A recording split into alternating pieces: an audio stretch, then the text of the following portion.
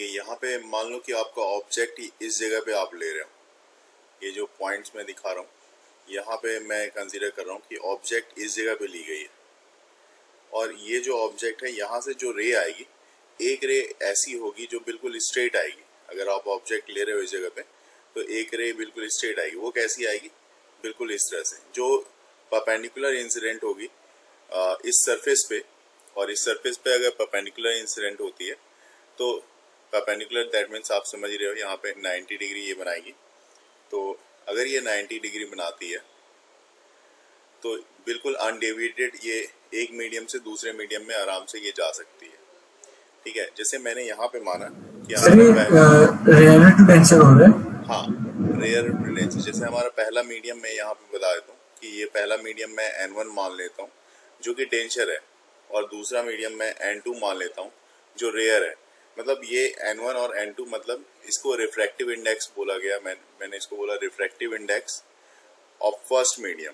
ये first medium के लिए हो गया। जो डेंसर है ये फर्स्ट मीडियम के लिए हो गया, और दूसरे उसी तरह से रिफ्रैक्टिव इंडेक्स जो आपका सेकेंड मीडियम के लिए हो गया। तो यहाँ ये वाला जो आप ले रहे हो नीचे में ये डेंसर मीडियम है, चाहे आप वाटर ले लो और ऊपर के लिए आप रेयर मीडियम ले लो। ऐसे ही अगर कुछ एंगल बनाते हुए अगर दूसरी रे की बात करें तो यहीं से अगर दूसरी रे आपकी जा रही है, मान लो ये रे इस तरह से जा रही है, तो इससे पहले मैं यहाँ पे कुछ एंगल्स दिखा देता हूँ, 2-3 एंगल्स मैं बना देता हूँ जिससे हमारा काम आसान हो जाए। तो यहाँ पे मैं इस तरह से कुछ एंगल्स बना रहा हूँ। देखो आप यहाँ पे दिखाएगी एक ये परपेंडिकुलर, यहाँ पे मैं दिखा रहा हूँ ये परपेंडिकुलर ये भी दूसरा एक और परपेंडिकुलर, 3 लाइन में परपेंडिकुलर लाइन आपके लिए दिखा रहा हूँ। इसका बेनिफिट किए जाएगा हमारे पास कि अगर इससे जो अलग अलग रेज जो निकलेंगी, तो अगर मैं बात करूँ यहाँ पे जो रे आ रही है उसकी, कि अगर ये रे इस तरह से आ रही है यहाँ पे आई तो इंसिडेंट हुई इस जगह पे, तो यहाँ पे जब इंसिडेंट हो रही है रे तो ऑब्वियस सी बात है यहाँ पे कुछ एंगल बन रही होगी। तो इंसिडेंट एंगल यहाँ पे बन रही है आपकी θ1 हो रही है, और यहाँ से दूसरे मीडियम में जा रही है, इसका मतलब रिफ्रैक्ट हो रही है।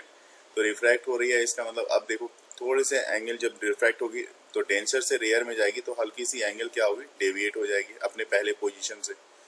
तो यहाँ पे एंगल इसकी बन रही है आपकी θ2। ठीक है, ये θ2 एंगल बन रही है।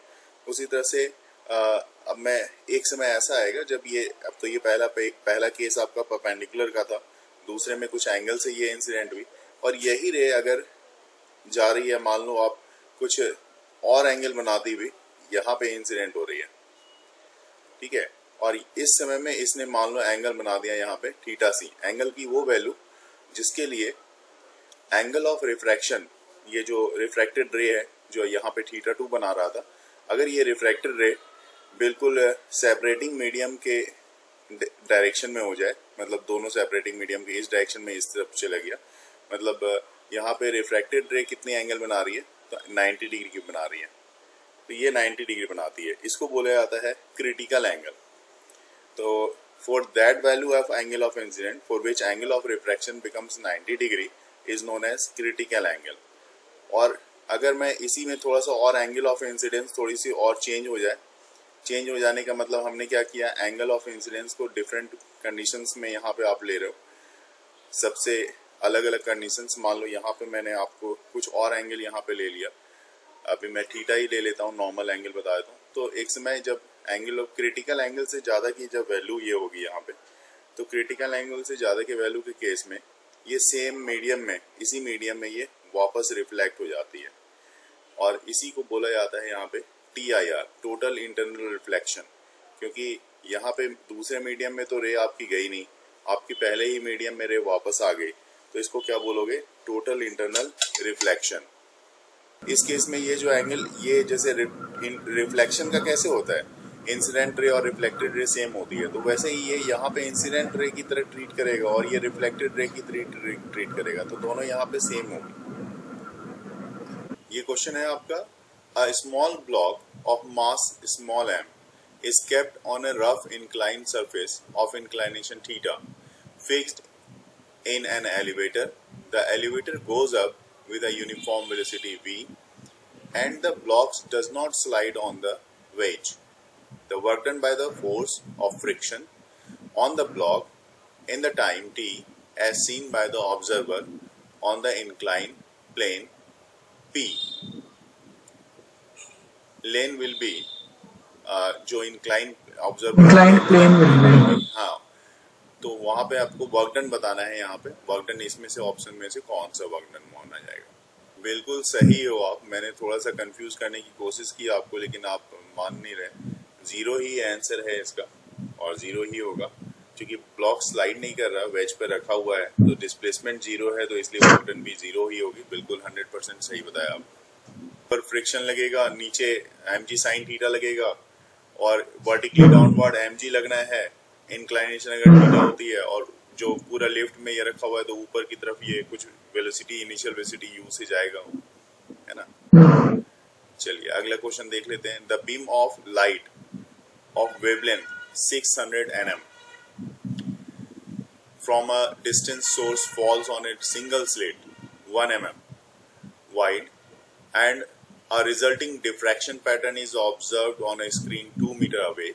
The distance between the first dark fringes on either side of central fringe is। एक लंबे समय के बाद ये क्वेश्चन मतलब फ्रिंज का क्वेश्चन आप सॉल्व कर रहे हो, वेव ऑप्टिक्स का क्वेश्चन। जो फॉर्मूला है आप लैम्डा मीटर में करो ना सबको। हाँ बिल्कुल मीटर में रखेंगे। मतलब देखो यहाँ पे कह रहा है कि बीम फॉल्स वेवलेंथ जो वैल्यू दी हुई है 600 nm की है, तो वेवलेंथ की वैल्यू तो 600 nm की है, तो 600 इंटू 10⁻⁹ मीटर में आ जाएगा। ठीक है। Distance source falls on a single slit 1 mm wide and a resulting diffraction pattern is observed on the screen 2 metre. तो जितने डिस्टेंस पे है तो वो भी 2 मीटर, मतलब आपको यहाँ पे 2 लेना पड़ेगा क्योंकि डिस्टेंस से वहां तक की जो हाँ, तो 10⁻⁹ हो गया। और अल्टीमेटली यहाँ पे आप यहाँ पे कितना डी स्मॉल डी कितना दे दूं मैं 10⁻², और यहाँ पे मिलीमीटर है ना। जी हाँ मिलीमीटर, -3 कर दूं, -3। और देखो जितना डिस्टेंस है ना 2 मीटर का डिस्टेंस है ना, तो स्क्रीन से जो डिस्टेंस है वो डिस्टेंस यहाँ पे आपको लेना पड़ेगा। ये डिस्टेंस आपको कितना का 2 का दे दूं। हाँ ये तो हो गया सर, इसका इंटर करना है। देख लो आप एक बार डिस्टेंस, ये बिल्कुल यहाँ पे डी वाला ऑप्शन होगा 22.4 mm का। डायग्राम आपके पास दिया हुआ है। Figure shows here the vertical cross section of a vessel filled with a liquid of density rho, the normal thrust per unit area on the walls of the vessel at the point P as shown in the figure। यहाँ पे आप देखो ये diagram दिया हुआ है, ये point P पे नॉर्मल थ्रस्ट पूछा गया है जो कि h हाइट पे है, यहाँ से बेस से h हाइट पे है। सी पार्ट जो है इसका राइट आंसर है, क्योंकि इसके बारे में ये बता दूं कि pressure is directly proportional to the depth from the free surface and same in all directions, right. एक थ्योरेटिकल क्वेश्चन यहाँ पे आपको दिख रहा होगा कि जिसमें बोला गया है if the experiment of Wheatstone bridge the position of the cell and the galvanometer are interchange then the balance point will be. क्या होगा ये तो मुझे बताने की जरूरत नहीं होगी। बैलेंस पॉइंट बैटरी और उसको चेंज कर दिया। हाँ सिर्फ बैटरी और पैरेलल आ गया, अनचेंज होगा। बिल्कुल सही, रिमेन्स अनचेंज, इसमें कोई चेंजेस नहीं होगा। ये ऑप्शन सही है बी वाला। बड़ा ही अच्छा डायमेंशन पे बेस्ड क्वेश्चन है ये।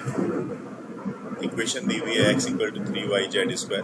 x और z जहाँ की डायमेंशंस ऑफ कैपेसिटेंस है एंड मैग्नेटिक इंडक्शन है। इन MKS सिस्टम, MKS आप कह सकते हैं सिस्टम में, the dimensional formula for y का डायमेंशनल फार्मूला आपको यहाँ पे देख के बता दें। y = x/z² ही होगा और x की और z की वैल्यू आपको सिर्फ यहाँ पे रखनी है।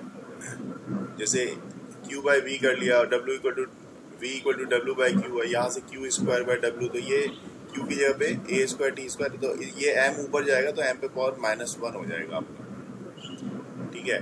L ऊपर जाएगा तो L पे पावर -2 हो जाएगा आपका, T पे पावर -2 इधर है और 2 ऊपर है, तो ये T पे पावर 4 हो गया और A पे पावर 2 हो जाएगा आपका।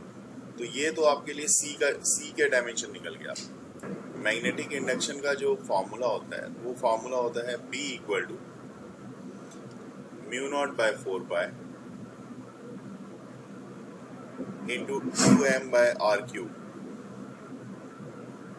ठीक है, ये फॉर्मूला होता है। तो आप यहाँ पे मैग्नेटिक यहाँ पे 2m जो है ये मैग्नेटिक मोमेंट है, तो मैग्नेटिक मोमेंट के लिए आप यहाँ पे क्या लिखोगे, मैग्नेटिक मोमेंट के लिए, मैग्नेटिक मोमेंट का स्मॉल m के लिए आप यहाँ पे लिखोगे m0 L2 T0 A पे पावर 1, इस तरह से ये मैग्नेटिक मोमेंट का आ जाएगा। और दूसरी बात है, जहाँ तक अब देखो यहाँ पे μ0 है, μ0 मतलब ससेप्टिबिलिटी है, ससेप्टिबिलिटी का आप निकाल सकते हो, तो इसकी वैल्यू, इसके जो डायमेंशन आएगा m पे पावर 1 L पे पावर 1 T पे पावर -2 A पे पावर -2, ससेप्टिबिलिटी आप उससे भी निकाल सकते हो, जो फार्मूला होता है 1/4 pi epsilon naught equal to K, जो K का आपने डायमेंशन निकाला ही था, यहाँ से आप उसके लिए सॉरी μ0/4 से आप निकाल सकते हो डायरेक्ट, इससे नहीं, जिससे निकालने जा रहे हैं हम लोग वो आपका ऐसा भी हो सकता है कि F इक्वल टू, फॉर्मूला लगा लो आप, F इक्वल टू BIL का, BIL ये तो फॉर्मूला आप जानते ही हो, तो B इक्वल टू कितना हो जाएगा, F by IL, F by I into L, ठीक है। और F जो है यहाँ पे फोर्स है, फोर्स का F इक्वल टू M जो होता है, तो फोर्स का आपको डायमेंशन तो पता ही है, वो MLT -2 होता है, ये फोर्स का डायमेंशन हो गया। तो जब आप B के लिए रखोगे तो B इक्वल टू कितना होगा, देखो B इक्वल टू हो जाएगा MLT -2, ठीक है, अपॉन में यहाँ पे आप लिख सकते हो इसको, L यहाँ पे लेंथ है, ये ध्यान रखना है, BIL ये जो L लिखा है मैंने, ये लेंथ है, अभी यहाँ पे इंडक्शन का कुछ नहीं है, L ऐसा नहीं कि सेल्फ इंडक्शन समझेंगे। और इसमें I करंट है, करंट के लिए तो आप A लिखते हो और एक L लिखोगे, तो L और L कैंसिल हो गया, एक A रह गया आपका, इसको आप कैसे लिखोगे, इसको लिखोगे M L पे पावर 0 T पे पावर -2 और A पे पावर -1, इस तरह से लिखोगे। तो ये आपका इंडक्शन के लिए फॉर्मूला, डायमेंशनल फॉर्मूला आ गया। सॉल्व करके जो इसका आंसर आएगा वो T वाला आएगा, T आंसर, जिसमें M पे पावर -3 T पे पावर -2 Q पे पावर 4 T पे पावर 4, इस तरह का आंसर आएगा। लाइफ पे तो क्वेश्चन एक न एक क्वेश्चन तो होता ही है, तो यहाँ पे जैसे क्वेश्चन पूछा गया, half life of for alpha and beta emission of radioactive materials are 16 and 48 years respectively. When materials decays giving alpha and beta emission simultaneously, time in which 3/4 materials decay is, दोनों का एक साथ अगर decay करने छोड़ दिया जाए तो 3/4 जो डिके होगा मटेरियल का, वो उसमें कितना टाइम लगेगा। तो इस तरह के क्वेश्चन में आप क्या करो कि इफेक्टिव हाफ लाइफ कैलकुलेट करते हैं हम लोग। इफेक्टिव हाफ लाइफ देखो सिंपल सी बात है, जैसे 1/T ये इफेक्टिव, जैसे रिजल्टेंट हम लोग निकालते हैं उसी तरह से, तो पहले का हो जाएगा T1, तो पहले का जो 16 ईयर्स वाले के लिए हो गया, पहले मटेरियल के लिए जो कि अल्फा के लिए यूज कर रहे हो आप, दूसरे के लिए बीटा के लिए यूज कर रहे हो जो कि 48 का है, तो 1/T2 ऐसे यूज कर लो, कितना आसान हो जाएगा ये क्वेश्चन। तो 1/T इक्वल टू आपके पास आ जाएगा, जो वैल्यू आएगी 1/16 प्लस 1/48, ठीक है। और इसको एलसीएम लेके आप सॉल्व करोगे और टी की वैल्यू निकालनी है, तो ऑब्वियस सी बात है एलसीएम तो 48 ही आना है, तो 12 आ जाएगा टी की वैल्यू, 1/T इक्वल टू कितना आ जाएगा 4/8, 12 आ जाएगा सर। हाँ बिल्कुल बिल्कुल सही, T इक्वल टू 12 ईयर्स। अब आपको पूछा जा रहा है टाइम विच 3/4 विल डिके, है ना। अब 3/4 अगर इसका डिके होगा तो 12 ईयर्स का 3/4 कितना हो जा रहा है? सर टाइम जो आया, जो टोटल टाइम आया ना, हाँ, ये मतलब हाफ लाइफ आया ना। हाफ लाइफ के लिए, दोनों के लिए अलग अलग, इंडिविजुअल हाफ लाइफ के लिए, ठीक है ना। अब ये देखो यहाँ पे time in which 3/4 will decay is 2 half lifes, ठीक है। 2 हाफ लाइफ्स के लिए बोल रहा है। 2 हाफ लाइफ्स के लिए कितना समय लगेगा वो आपको देख के आप बताना है आपको। सिंपल सी बात है ना, अगर हाफ लाइफ के लिए 12 ईयर्स का आ रहा है तो 2 हाफ लाइफ्स के लिए कितना होगा? 24 साल के लिए होगा। तो भी चीजें हमारे पास यहाँ पे दी हुई है, उस हिसाब से आपको यहाँ पे एग्जैक्ट ही निकालना पड़ेगा। आप उस मेथड से नहीं जा सकते कि टी हाफ वाला मेथड जो ये 0.693 अपॉन लैम्डा, चूंकि लैम्डा वगैरह आपके पास गिवन नहीं है ना इसमें, मतलब जितने ऑप्शंस हैं उसी से अप्रोच करना पड़ेगा। अगर मान लो एक हाफ लाइफ के लिए आपको बोल रहा है 12 ईयर्स लग रहा है, तो 2 हाफ की लाइफ के लिए उसके हिसाब से यहाँ पे तो ऑब्वियस ही बात है, ये 12 तो लगेगा नहीं, 64 जाएगा नहीं, 29 भी इसके बीच होगा नहीं, तो बच रहा है इसके अप्रॉक्स 24 ईयर्स, तो यही ऑप्शन होगा। ऐसे क्वेश्चन को इसी तरह से सॉल्व करना होगा आपको। कह रहा if a magnet is suspended at an angle 30 degree to the magnetic meridian, the dip angle makes an angle 45 degree with the horizontal, the real dip is, real dip कितना होगा ये तो बताना है। एंगल ऑफ डिप जो आपके पास दिया हुआ है, ये dip needle makes an angle 45 degree ये दिया हुआ है, तो यहाँ पे आपको समझना पड़ेगा 10 डेल्टा डैश जो फॉर्मूला होता है 10 डेल्टा बाय कॉस डेल्टा, और 10 डेल्टा बाय कॉस डेल्टा मतलब यहाँ पे आप देखो 10 डेल्टा मतलब 1045 हो गया।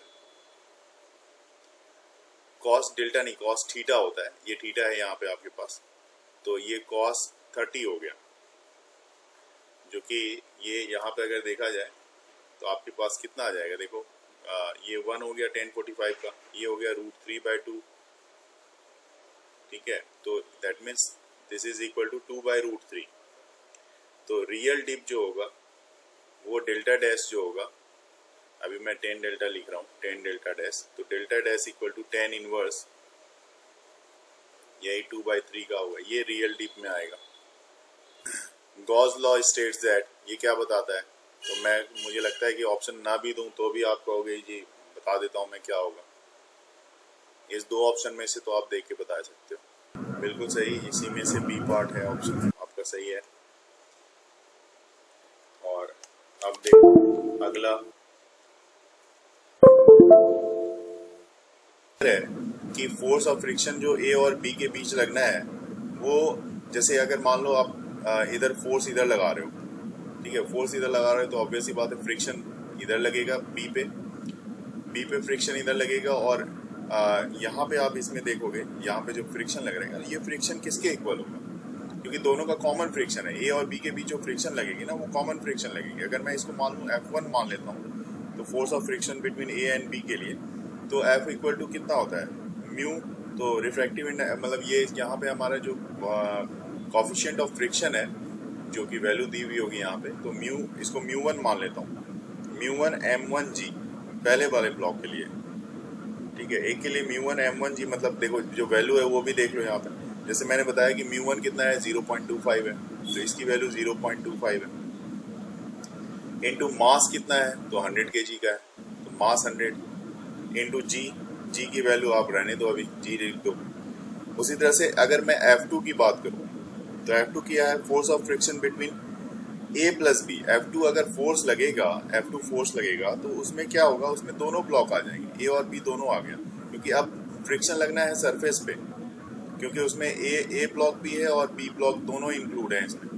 ग्रेविटेशन केस में क्या होगी, इसके लिए जो इक्वेशन होगी ना F2 इक्वल टू, इसके लिए आप म्यू2 m2 इंटू जी, मतलब मास जो ले रहे हो यहाँ पे, m2 कहने का मतलब क्या हो गया, m2 कहने का मतलब ब्लॉक का मास A प्लस बी दोनों का मास कंसीडर किया जाएगा इस बार, इससे पहले आपने A का कंसीडर किया था, ठीक है ना।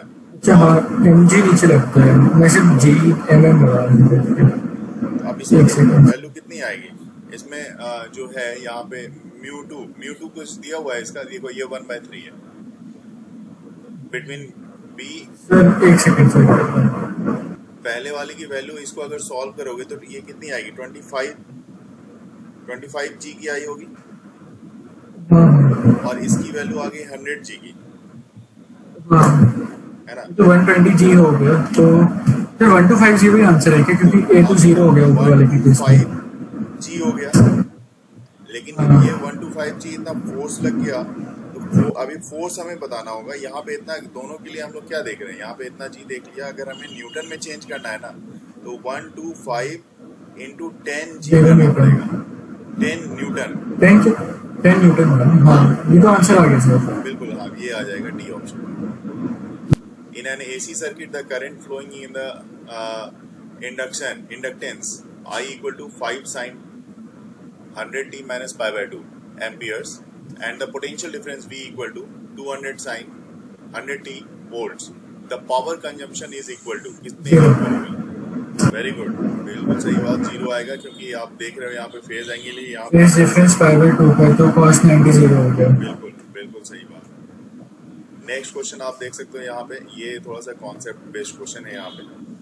और figure shows the electric lines of force emerging from charge body if the electric field at A and B, EA and EB, यहाँ पे 2 पॉइंट्स पे इलेक्ट्रिक फील्ड दी हुई है EA और EB respectively. If the displacement between A and B is R, then इसमें से कौन सा ऑप्शन यहाँ पे सही होगा, ये हमें यहाँ पे देख के बताना है। बिल्कुल सही, वाह बहुत अच्छी बात। फर्स्ट वाला सही होगा, क्योंकि इलेक्ट्रिक फील्ड A पे ज्यादा है B के रिस्पेक्ट में, और जहां तक सवाल है डिस्टेंस की बात करें तो RA जो है वो लेस है RB से। क्वेश्चन में क्या कर रहा है, the temperature of the two outer surface of the composite slab consisting of two materials having coefficient of thermal conductivity K and 2K and the thickness is X and 4X respectively are T2 and T1. T2 is greater than T1.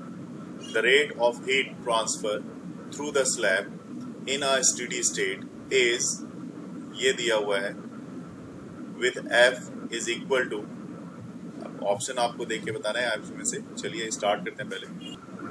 उसके बाद फिर मैंने डाल दिया H equals to K equivalent A delta T by X, मतलब delta X पूरा X total length. बढ़िया, इससे आंसर आ गया, 1/3 आ गया, बिल्कुल ठीक है। चलिए सर एक और चीज पूछनी थी कि जैसे हम लिखते हैं H equals to Q by T, तो जो Q होता है ये जंक्शन टेम्परेचर होता है ना? हाँ, जंक्शन के बीच का, दोनों के जंक्शन के बीच का टेम्परेचर है, बिल्कुल सही है। अच्छे से ratio of longest to the shortest wavelength, तो लॉन्गेस्ट और शॉर्टेस्ट वेवलेंथ का रेशियो आपको चाहिए यहाँ पे bracket series of hydrogen spectrum के लिए। तो आप फॉर्मूला देखो, सिर्फ फॉर्मूले पे ध्यान दो, 1/λ maximum, this one is equal to R। आप फॉर्मूला लगाओगे जो होता है 1/4 का स्क्वायर माइनस 1/5 का स्क्वायर, ठीक है। ऐसा करोगे आप तो ये लगभग आपके पास, आप जब सॉल्व करोगे 9 और नीचे में 25 into 16 ये आ जाएगा, जो कि इतने R के इक्वल आएगा। और लेमडा मिनिमम की बात कर लेते हैं, क्योंकि बाद में रेशियो चाहिए होगी हमें। तो lambda minimum equal to R और 1/4 का स्क्वायर माइनस 1/∞ का स्क्वायर, ये कर लो आप। तो ये डायरेक्ट आपके पास R/16 आ जाएगा, क्योंकि 1/∞ तो 0 ही होगा। अब दोनों की रेशियो आप करोगे, रेशियो करोगे तो क्लियर सी बात है, लेमडा मैक्सिमम। तो यहाँ पे 25 देखो, ये 25 बच रहा है यहाँ पे, और 9 बच रहा है, 16 और 16 तो कैंसिल ही होना है, तो दैट मीन्स 25/9, फर्स्ट वाला ऑप्शन। मैक्स वाले में आगे वाला लेते हैं ना, एक 1/r², जो होते तो पांचवा वाला ये हो गया। इसी को देखना है मुझे, स्टार्टिंग तो यही होता है 1/4 का स्क्वायर, तो यहाँ पे ये लास्ट वाला 1/∞ तक जा रहा है और ये 5 तक जा रहा है। तो ये थ्योरेटिकल क्वेश्चन और क्यूरी टेम्परेचर पे बेस्ड है, तो उसका कुछ नहीं देखना। ये फेरोमैग्नेटिक मटेरियल बिकम्स पैरामैग्नेटिक होती है क्यूरी टेम्परेचर पे, ये सही ऑप्शन है इसका। तो XCM इस तरह से और YCM इस तरह से निकाल दिया होगा, जो भी वैल्यू आप बता रहे तो वही वैल्यू यहाँ पे आएगी। ये पहले की जो वैल्यू आएगी ना, ये आएगी आपकी लगभग 1.1 अगर कैलकुलेट किया होगा आपने। हाँ सर 1.13, ठीक है। दूसरे की वैल्यू कितनी आई? पहले वाले का 1.26। 1.26, ठीक है, बिल्कुल सही है, सही है आपका।